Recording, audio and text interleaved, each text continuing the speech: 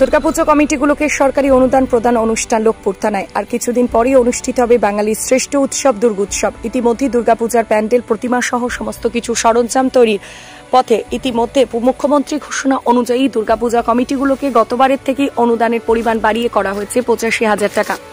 সেই প্রেক্ষিতে কমিটিগুলো আরও উজ্জীবিত হয়ে ওঠে এবং নানান ধরনের পরিকল্পনা ও গ্রহণ করেন বলে জানা যায়। সরকার ঘোষিত টাকা প্রদানের জন্য থানায় থানায় কমিটিগুলোর হাতে চেক প্রদান শুরু হয়েছে। সেরূপ রবিবার লোকপুর থানার সভাকক্ষে এলাকার ২৯টি দুর্গাপূজা কমিটির হাতে এক মনোজ্ঞ অনুষ্ঠানের মাধ্যমে চেক প্রদান করা হয়। দুর্গাপূজা উপলক্ষে সরকারি যে সমস্ত বিধিনিষেধ রয়েছে সেগুলি প্রশাসনিকভাবে আলোকপাত করা হয়। প্রশাসনিকভাবে জানানো হয় ডিজে বক্স বাজানো সম্পূর্ণভাবে নিষিদ্ধ। মদ খেয়ে কেউ যেন মাতলামি না করে তার তদারকি করা, প্রতিটা মণ্ডপে স্বেচ্ছাসেবক রাখা এবং তাদের হাতে দায়িত্ব অর্পণ করা, সেই সাথে দমকল বিভাগ, ইলেকট্রিক সহ অন্যান্য বিভাগের ছাড়পত্র নেওয়া, বিদ্যুৎ সংযোগের ক্ষেত্রে সতর্কতা অবলম্বন করা। তার যেন ভালো হয়, সংযোগ ক্ষেত্রটি নিচে যেন না থাকে, না হলে দুর্ঘটনা ঘটতে পারে। শোভাযাত্রার ক্ষেত্রে সমস্ত রাস্তা যেন আগে রুট অনুযায়ী হয়, সেই সাথে সময় মোতাবেক বিসর্জন করা ইত্যাদি বিষয়ে আলোচনা করা হয়। এদিনের সভায় উপস্থিত ছিলেন চন্দ্রপুর সার্কেল ইন্সপেক্টর চয়ন ঘোষ, লোকপুর থানার ওসি পার্থ কুমার ঘোষ, বিশিষ্ট সমাজসেবী মৃণাল কান্তি ঘোষ, শ্যামল কুমার গায়েন, উজ্জ্বল হক কাদেরি, কাঞ্চন দে সহ বহু বিশিষ্ট ব্যক্তিবর্গ। বীরভূম থেকে শেখ রিয়াজউদ্দিনের রিপোর্ট, নিউজ আড্ডা 20। একটা চেক এসেছে প্রত্যেকটা পূজা কমিটির তরফে, এই চেকটা আমরা দেব। তাই এই সিদ্দিক সাহেব শৃঙ্খলার কোনো প্রকার অবনতি না ঘটে সেই মানদণ্ডে আমরা কয়েকটা নির্দেশিকা আপনাদের কাছ থেকে আমি আদায় করেছি।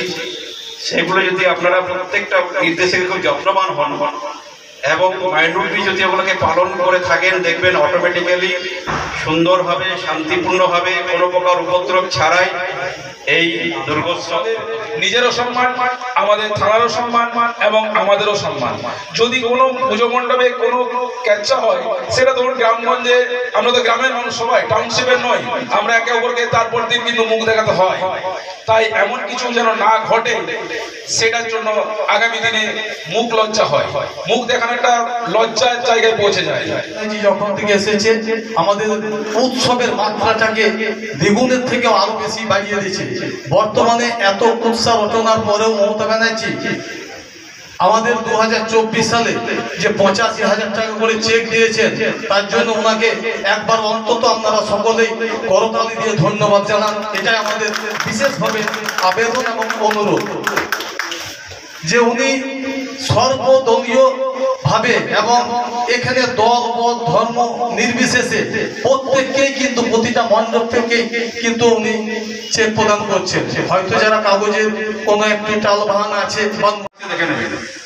অনেক জায়গায় দেখা যাচ্ছে পুকুর পাড়ে হয়তো দুর্গ মণ্ডপ হয়, সেখানে কিন্তু বিপত্তি অনেক বেশি। কেননা অনেকেই বেসামাল হতে পারে বিভিন্ন কারণে, বিভিন্ন কনজিউম করে, অ্যালকোহল কনজিউম করে ইত্যাদি আরো অনেক কিছু।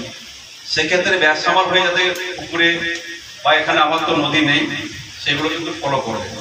বিসর্জনের যে ঘাটটাকে আপনারা দরকার হলে ব্যারিকেড করে নেবেন, এমনভাবে ব্যারিকেড করবেন যাতে উল্টো দিকে যাতে